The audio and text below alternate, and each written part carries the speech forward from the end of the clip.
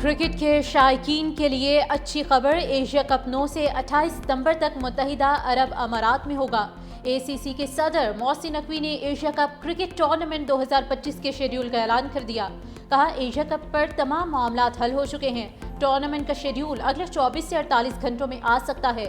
Asian cricket council کے اجلاس میں بی سی سی آئی نے ٹورنامنٹ کے شیڈول کے لیے وقت مانگا تھا۔ ایشیا کپ میں کل 8 ٹیمیں شرکت کریں گی۔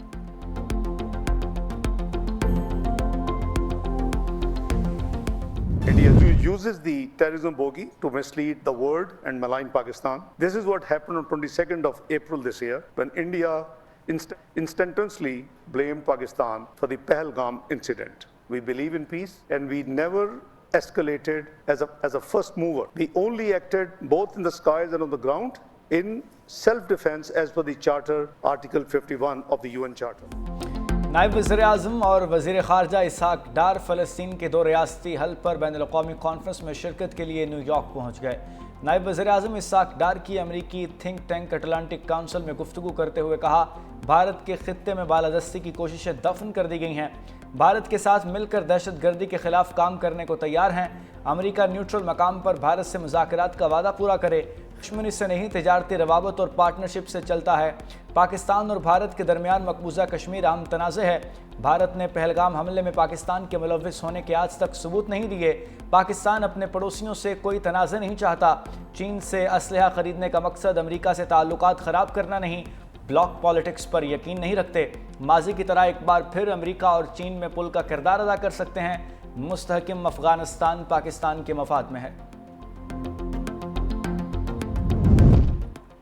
پاکستان امریکہ سے ایڈ نہیں ٹریڈ چاہتا ہے، امریکہ سے تجارتی معاہدہ چند ہفتوں میں ہو جائے گا، امریکی منڈیوں تک مؤثر رسائی چاہتے ہیں۔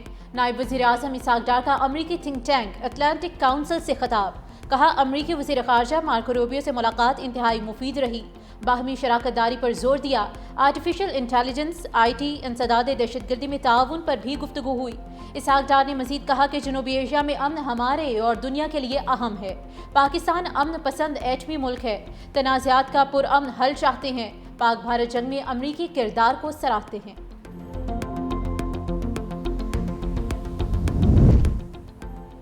بانی پی ٹی آئی کو ریاست کے خلاف نہیں جانا چاہیے تھا، سانحہ 9 کے واقعے پر قانون اپنا راستہ لے گا، اسحاق ڈار نے کہا مقبول سیاسی لیڈر کا مطلب اسلحہ اٹھانا یا قانون ہاتھ میں لینا نہیں، جب آپ ریاست کے خلاف ہتھیار اٹھاتے ہیں تو قانون کو اپنا راستہ اپنانا پڑتا ہے۔ مزید کہا بانی کی حکومت نے 100 سے زائد مجرم رہا کیے، 30-40 ہزار افغان طالبان کے سرحدیں کھول کر انہیں پھر سے زندہ کیا، بانی کا یہ فیصلہ بہت افسوسناک تھا۔ مزید بولے ڈاکٹر عافیہ صدیقی دہائیوں سے امریکہ میں امریکی قانون کے تحت قید ہیں، اگر امریکہ نے عافیہ کو قانون کے تحت بند کیا ہے تو مجھے کوئی مسئلہ نہیں۔ وزیر خارجہ اسحاق ڈار کی امریکی ہم منصب مارکو روبیو سے ملاقات، عالمی امن کے لیے صدر ٹرمپ اور امریکی قیادت کی کوششوں کو خراج تحسین۔ اسحاق ڈار نے کہا کہ پاک بھارت کشیدگی میں صدر ٹرمپ کا کردار لائق تحسین ہے، پاک امریکہ 2 طرفہ تعلقات میں مزید وسعت اور استحکام کے خواہاں ہیں۔ امریکی وزیر خارجہ کا دہشت گردی کے خلاف جنگ میں پاکستان کی قربانیوں کا اعتراف، ایران کے ساتھ مذاکرات میں ثالثی کے لیے پاکستان کے تعمیری کردار کو بھی سراہا۔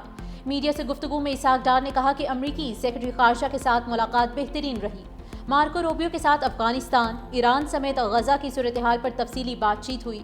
ایکس پر لکھا کہ ملاقات میں معیشت، تجارت، سرمایہ کاری، آرٹیفیشل انٹیلیجنس، آئی ٹی اور انسداد دہشت گردی کے شعبوں میں تعاون پر توجہ مرکوز رہی۔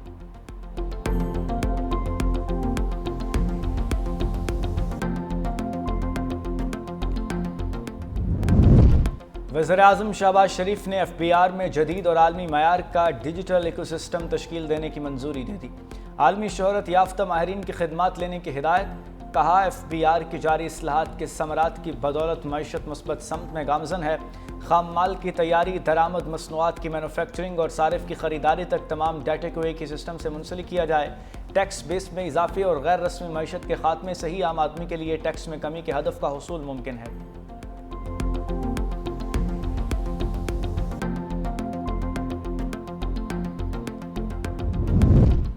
बलूचिस्तान को फितनॉल हिंदुस्तान के दहशतगर्दों से पाक करने का मिशन। वफाकी वज़ीर दाखिला मोहसिन नकवी कोयटा पहुंच गए।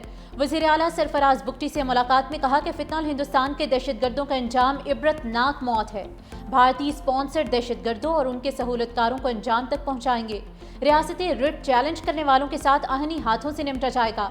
दहशतगर्दी के खिलाफ जंग में बलूचिस्तान हुकूमत की मुकम्मल सपोर्ट जारी रखेंगे। वज़ीर आला बलूचिस्तान मीर सरफराज बुगटी ने कहा कि ये जंग सिक्योरिटी फोर्सेस की नहीं, पूरी कौम की जंग है। पाकिस्तान दुश्मन अनासिर के लिए जमीन तंग कर दी गई है।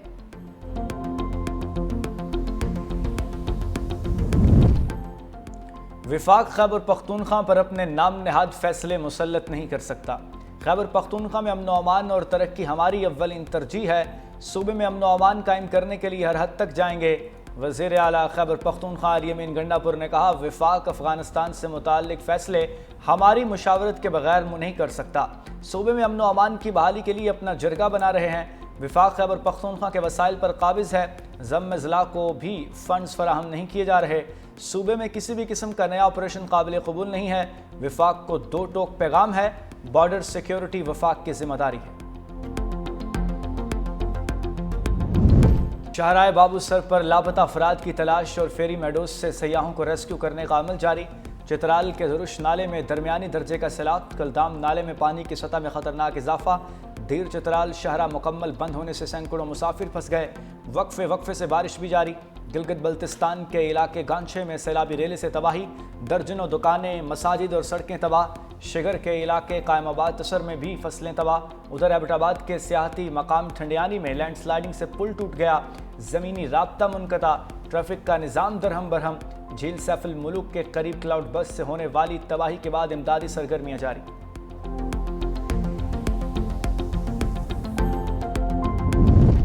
मॉनसून का 5वां ताकतवर सिस्टम मुल्क में एंट्री देने को तैयार। लैंडस्लाइडिंग का खदशा। जलालपुर पीरवाला में दरियाए चनाब की सतह में मुसलसल इजाफा और कटाव का सिलसिला जारी।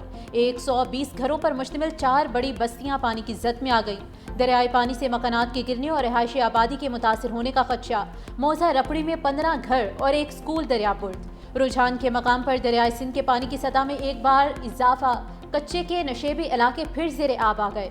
हाफिजाबाद में दर्जनों देहात में अब भी बारिशी पानी मौजूद। सुखेखी, बहादुर वाली समेत मुतादिद देहात का ज़मीनी राबता बहाल ना हो सका। मुतासिरीन को कश्तियों के जरिए इमदाद की फराहमी का सिलसिला जारी।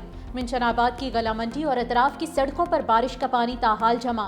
जब सैलाब आए, मोहतरम बिलावल भुट्टो जरदारी ने मुराद अली शाह साहब को ये टास्क दिया, मुझे इस सूबे के इन खवातीन, इन बच्चों, इनके बुजुर्गों के लिए पक्के मकानात चाहिए और ये सरकार ने बना के देने हैं। फिर चीफ मिनिस्टर साहब ने अपनी लीडरशिप के उस अजीम विजन पे कोशिश की और अब इस सैलाब में पाकिस्तान पीपुल्स पार्टी की हुकूमत 21 लाख घर बना के दे रही है। 21 लाख घर, ये दुनिया की तारीख का सबसे बड़ा प्रोजेक्ट है। सैलाब मुतासरीन के लिए पीपल्स हाउसिंग स्कीम दुनिया की तारीख का सबसे बड़ा मंसूबा है। अवामी खिदमत में हमारा मुकाबला करना है तो करके दिखाओ। सीनियर वजीर सिंध शर्जील इनाम मेमन का चैलेंज। हैदराबाद में तकरीब से खिताब में सीनियर सूबाई वजीर ने कहा, सैलाब मुतासरीन के लिए सिंध में 21 लाख घर मुफ्त बना कर दे रहे हैं। बिलावल भुट्टो के विजन के मुताबिक घरों के मालिकाना हकूक खवातीन को दे रहे हैं। मुफ्त बिजली के लिए सोलर सिस्टम भी देंगे। चाहे जितनी मोटरवेज बना लो, लेकिन छत फराहम करने से बड़ी इबादत कोई नहीं। एक शख्स ने 50 लाख घर बनाने का वादा किया लेकिन अमल ना हो सका। सीनियर सूबाई वजीर ने मुतासरीन में घरों के मालिकाना हकूक भी तकसीम किए। गवर्नर पंजाब का वज़ीर आला पंजाब मरीम नवाज को खत। सैलाब से मुतासरा चकवाल, जेहलूम और हाफिजाबाद को आफत ज़दा करार देने का मुतालबा। गवर्नर सरदार सलीम हैदर खान ने लिखा कि सैलाब से मुतासरा शहरों में निज़ाम ज़िंदगी शदीद मुतासर है। शहरों को आपस में मिलाने वाले पुल टूट गए, सड़कें बह गईं, गरीब और लोगों के घर, मवेशी और कीमती सामान सैलाबी रैले में बह गए। मुतासरीन के नुकसानात के अजाले के लिए इक़दामात उठाए जाएँ।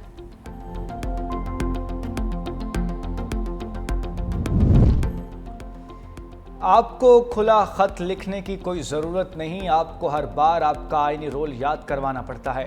وزیر اطلاعات پنجاب عظمہ بخاری کا جوابی وار، کہا پنجاب حکومت پہلے سے سیلابی صورتحال کا سامنا کرنے والے علاقوں میں امدادی سرگرمیاں شروع کر چکی ہے۔ اگر آپ کسی کو حقیقی طور پر جگانا چاہتے ہیں تو اپنی جماعت اور اپنی حکومت کو جگائیں۔ مریم نواز سیلابی صورتحال کے اگلے روز ہی خود چکوال پہنچی۔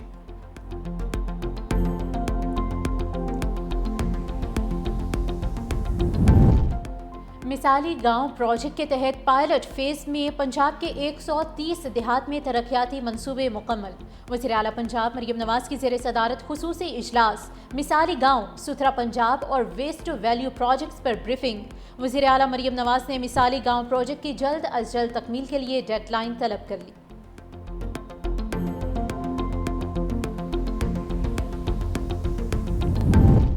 9 مئی مقدمات میں ضمانت مسترد ہونے کا معاملہ، بانی پی ٹی آئی نے لاہور ہائی کورٹ کا فیصلہ سپریم کورٹ میں چیلنج کر دیا۔ درخواست میں کہا گیا ایف آئی آر میں ثبوت کا فقدان ہے، 9 مئی واقعات میں معاونت کا الزام بے بنیاد ہے، بانی پی ٹی آئی کا نیب حراست میں ہونے کی وجہ سے جرم میں ملوث ہونا ناممکن ہے، پروسیکیوشن کے متضاد بیانات کیس کو مشکوک بناتے ہیں، ان مقدمات میں مزید تفتیش کی ضرورت ہے، سیاسی دشمنی کی بنیاد پر مقدمہ درج آئینی حقوق کی خلاف ورزی ہے۔ لاہور ہائی کورٹ نے بانی پی ٹی آئی کی ضمانت کی درخواستیں مسترد کی تھیں۔ دوسری جانب توشہ خانہ 2 کیس کی سماعت بغیر کارروائی کے 29 جولائی تک ملتوی۔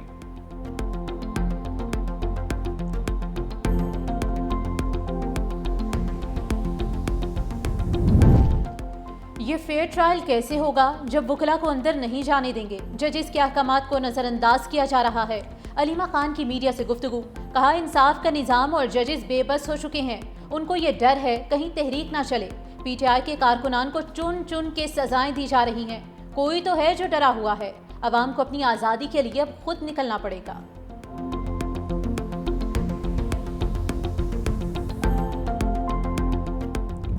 مفاہمت کے بادشاہ آصف علی زرداری کا 17واں یوم پیدائش۔ آصف علی زرداری نے پاکستان کھپے کا نعرہ لگا کر تخریب اور تقسیم کا خوفناک باب ختم کیا، جرم بے گناہی میں اذیت اور اسیری کو ہنس کر برداشت کیا، سازشوں الزامات کا سامنا کیا لیکن مخالفین سے بدلہ نہیں لیا، صدارتی اختیارات پارلیمان کو منتقل کرنا، سی پیک، صوبائی خود مختاری، این ایف سی، 18ویں ترمیم، income support programme Asif Ali Zardari کے تحفے ہیں۔ وزیر اعلیٰ سندھ مراد علی شاہ، وزیر اعلیٰ بلوچستان سرفراز بگٹی، سینئر وزیر سندھ شرجیل انعام میمن اور دیگر کی صدر مملکت کو سالگرہ کی مبارکباد۔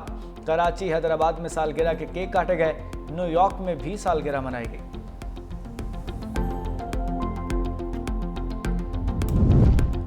صدر زرداری کا ملکی سیاست میں اہم کردار ہے۔ صدر آصف علی زرداری نے بے بنیاد تنقید کو بھی برداشت کیا۔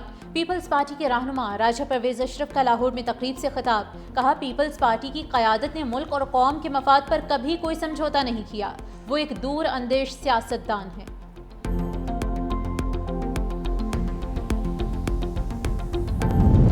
D G I S P R lieutenant general Ahmed Sharif کی گورنمنٹ کالج یونیورسٹی لاہور کے طلباء و طالبات کے ساتھ خصوصی نشست۔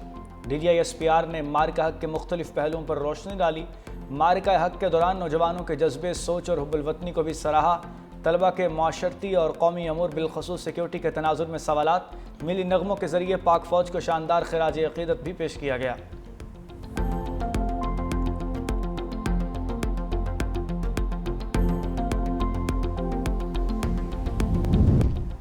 سعودی عرب میں ٹریفک حادثہ، بونیر سے تعلق رکھنے والے 7 عمرہ زائرین جاں بحق، 5 شدید زخمی، تمام افراد کا تعلق ایک ہی خاندان سے تھا۔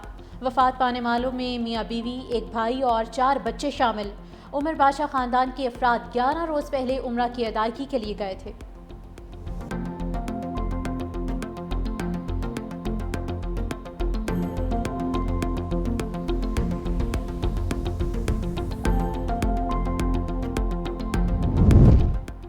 راولپنڈی کے تھانہ پیر ودھائی کے علاقے فوجی کالونی میں جرگے کے فیصلے پر لڑکی کا مبینہ قتل، پولیس نے 3 ملزموں کو عدالت میں پیش کر دیا۔ عدالت نے تینوں ملزمان کا 3 روزہ جسمانی ریمانڈ منظور کر لیا۔ ملزموں میں راشد محمود، سیف الرحمان اور خیال محمد شامل۔ کیس کی سماعت علاقہ مجسٹریٹ قمر عباس تارڑ نے کی۔ عدالت نے قبر کشائی کے لیے 28 جولائی کی تاریخ مقرر کر دی۔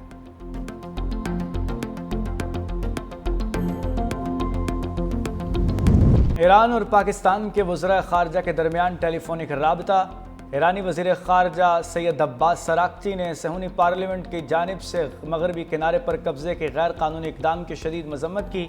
کہا صہیونی حکومت فلسطینی شناخت کو مٹانے کے لیے ایک طویل المدتی منصوبے پر عمل پیرا ہے. پاکستانی نائب وزیر اعظم اسحاق ڈار نے غزہ میں انسانی صورتحال پر شدید تشویش کا اظہار کیا. فریقین نے صہیونی جارحیت کو روکنے کے لیے اجتماعی اقدامات کی ضرورت پر زور دیا.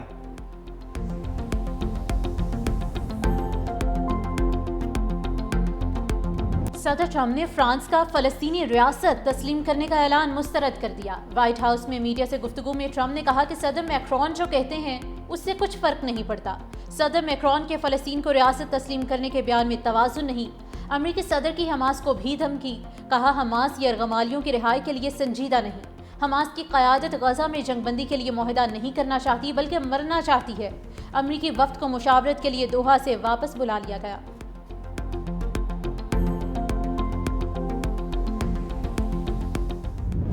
غذائی قلت کے باعث غزہ کو بدترین انسانی المیہ کا سامنا. 24 گھنٹے میں 2 بچوں سمیت مزید 5 افراد بھوک کے باعث موت کی آغوش میں چلے گئے. غذائی قلت کے باعث شہید ہونے والے فلسطینیوں کی تعداد 124 ہو گئی. خان یونس، رفح سمیت دیگر علاقوں پر بمباری کا سلسلہ جاری. مزید 25 فلسطینی لقمہ اجل بن گئے.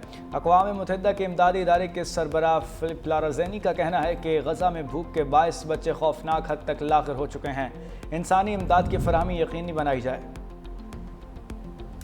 حماس نے جنگ بندی مذاکرات سے متعلق امریکی صدر کے الزامات کو مسترد کر دیا. حماس رہنما عزت الرشید کا کہنا ہے کہ امریکی صدر ڈونلڈ ٹرمپ اور امریکی ایل چی اسٹیو وٹکوف کا اندازہ غلط ہے. حماس نے مذاکرات میں لچک کا مظاہرہ کیا. اب بھی غزہ میں جنگ بندی کے معاہدے پر پہنچنے کی امید رکھتے ہیں.